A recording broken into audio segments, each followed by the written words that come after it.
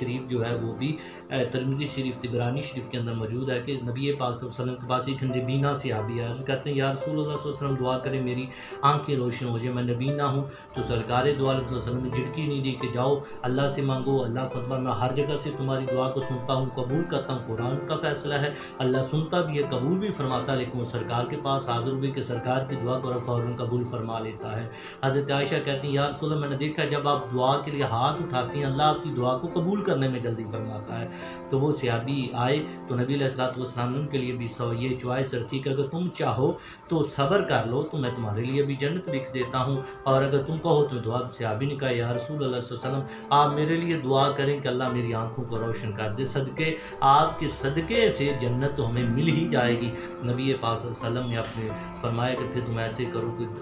اچھے طریقے سے وضو کرو اور 2 رکعت نماز نفل ادا کرو، اور پھر جو ہے اللہ کی بار میں جو سوال اللہم انی اسألک، آپ فرمایا پھر اللہ سے کہو کہ اللہ میں تجھ سے سوال کرتا ہوں بھی نبی رحمتی کا، فرمایا اللہ کی نبی صلی اللہ علیہ وسلم کی نبی رحمت کے صدقے جو ہے میں اللہ تیری بارگاہ میں متوجہ ہوں۔ دوسرے الفاظ میں کہ محبوب صلی اللہ علیہ وسلم کو ساتھ لے کر یا اللہ میں تیری بارگاہ میں حاضر ہوا ہوں، تم سے دعا کرتا ہوں۔ اور طبرانی شریف میں موجود ہے کہ جب اس صحابی نے دعا کی ہاتھ اس کے نیچے آئے اس سے پہلے اللہ نے ان کی آنکھوں کو نور عطا فرما دیا تھا۔ تو یہ مشکل کشائی سے شرک کا پہلو جو ہے وہ نہیں آیا، کیونکہ جو مدد کر رہے ہیں وہ اللہ کی دی ہوئی طاقت سے کر رہے ہیں۔ جب اللہ کی نبیوں میں اتنی طاقت ہے تو پھر سوچیں کہ رب کریم کی طاقت کا عالم کیا ہوگا۔ اسی طرح یہی ایک دوسرے صحابی تھے، تو جب ان کو ایک حضرت عثمان رضی اللہ تعالیٰ بن حنیف جو تھے وہ ان کو ایک مشکل پیش آئی، تو کسی نے کہا حضرت آپ فلاں صحابی کے پاس جائیں نبینا صحابی، انہوں نے کہا تو کہتے میں نے اسی طریقے سے وضو کیا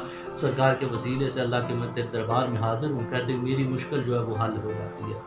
اسی طرح بخاری شریف میں جلد نمبر 2 صفحہ نمبر 575 کے اندر حضرت ام سلمہ رضی اللہ تعالی عنہا جو ہے آپ فرماتی آپ کے پاس نبی پاک صلی اللہ علیہ وآلہ وسلم کے منہ مبارک تھے، تو حضرت عثمان بن وہب رضی اللہ تعالیٰ عنہ کہتے ہیں کہ مجھے گھر والوں نے حضرت ام سلمہ رضی اللہ تعالیٰ عنہ کے پاس بھیجا کہ جاؤ اور جب کسی کو نظر لگ جاتی تو سرکار کے منہ مبارک جو بال مبارک تھے وہ نکال دی ڈبیا سے، اور نکال کے جو تھے وہ اس کے اندر پانی میں گھولتی، اور جب ان کو ہلاتی اور پانی سے باہر نکالتی تو پانی پلاتی، جس کو بخار ہوتا جو بھی ہوتا فَاغْسَلُوهُ فرمایا بار بار جس کو کوئی نظرہ فرمایا جو نظر لگ جاتی ہے اس طرح کا بیمار ہوتا تو پلاتے تو اللہ سرکار کے منہ مبارک کی وجہ سے اللہ اس بندے کو شفا عطا فرما دیتا۔ اب ام سلمہ نبی کی بیوی ہیں تو وہ کیا دیتی یہ تو معاذ اللہ شرک ہے، تم جاؤ اللہ سے دعا کرو مانگو نظر لاگے قرآن پڑھو کرو، بے شک سب کچھ افضل ہے سب کچھ کرنا چاہیے، لیکن وہ سرکار کے منہ مبارک کا ایک احترام ہے، نبی پاک صلی اللہ علیہ وسلم کے منہ مبارک مشکل کشائی فرما رہے ہیں۔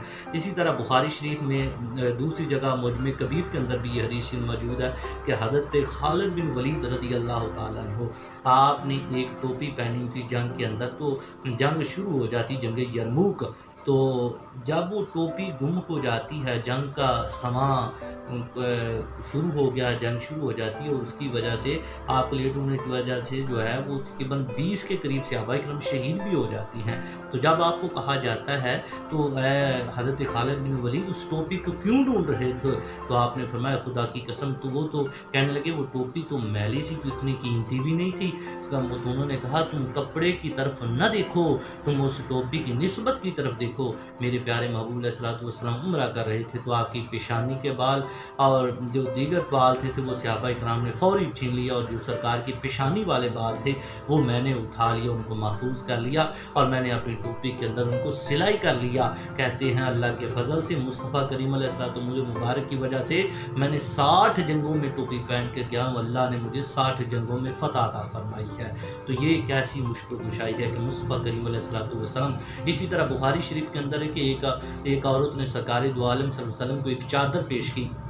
تو ایک لمحے سرکار نے اپنے اوپر لی اور دوسرے لمحے صحابی نے کہا یا رسول اللہ چادر مجھے چاہیے۔ جب سرکار دو عالم صلی اللہ علیہ وسلم نے چادر فوری طور پر اس کو تحفہ دے دیا، تو بعد میں صحابہ نے اعتراض کیا کہ تم نے کیوں نبی علیہ السلام سے مانگی، سرکار کو اس کو ضرورت ہوگی تو سرکار نے قبول فرمایا تھا۔ انہوں نے کہا خدا کی قسم تم مجھے جھڑکو نہ، میں نے وہ چادر جو ہے وہ گرمی سے بچنے کے لیے، سردی سے بچنے کے لیے نہیں لی، خدا کی قسم میں نے تو وہ گرمی جہنم کی گرمی اور قبر کی گرمی سے بچنے کے لیے لی ہے، میں نے چاہتا ہوں جب میں مر جاؤں گا وہ سرکار کے بدن اطہر سے چھو گئی ہے، تو جب میں قبر میں جاؤں گا تو مجھے اس کا کفن دیا جائے گا تو کبھی آگ مجھے چھو نہ سکے گی۔ یہ سرکار دو عالم صلی اللہ علیہ وآلہ وسلم کا فیضان ہے۔ حضرت اسماء بنت ابی بکر رضی اللہ تعالی عنہا جو تھیں، آپ کے پاس بخاری شریف سہاجتہ کی حدیث ہے، تو آپ کے پاس نبی پاک صلی اللہ علیہ وآلہ وسلم کا جبہ مبارک تھا جو حضرت عائشہ کے پاس تھا، اور ان کے بعد ان کا وصال ہو گیا۔ پھر حضرت اسماء بنت ابی بکر تقریباً ان کا وصال 73 ہجری میں ہوا سر، تو آپ کے پاس جب بھی کوئی بیمار ہوتا تو وہ جبہ مبارک جو تھا آپ پانی میں ڈالتی اور ان کو پھیرتی اور اسے نچوڑ کے جب وہ پانی پلاتی تو اللہ کے فضل و کرم سے اللہ اس بندے کو شفا عطا فرما دیتا تھا۔ اب حضرت اسماء بنت ابی بکر رضی اللہ تعالیٰ عنہ اتنی عظیم صحابیہ ہیں، تو وہ کوئی کسی کو آتا کہ ماد اللہ یہ تو شرک ہو جائے گا، اگر کیا تو اللہ تو ہر جگہ سے سنتا، قرآن پڑھے، سب کچھ جائز ہے، لیکن نبی علیہ الصلوۃ والسلام کا وجود کائنات کے لیے کتنی بڑی رحمت ہے۔ وجود رحمت نہیں کوئی سہارا، یا رسول اللہ کرم کی بھیک پر ہمارا گزارا، یا رسول اللہ عجب تاثیر تیرے نام میں بردی ہے قدرت نے، زمانہ جو اٹھا جب بھی پکارا، یا رسول اللہ۔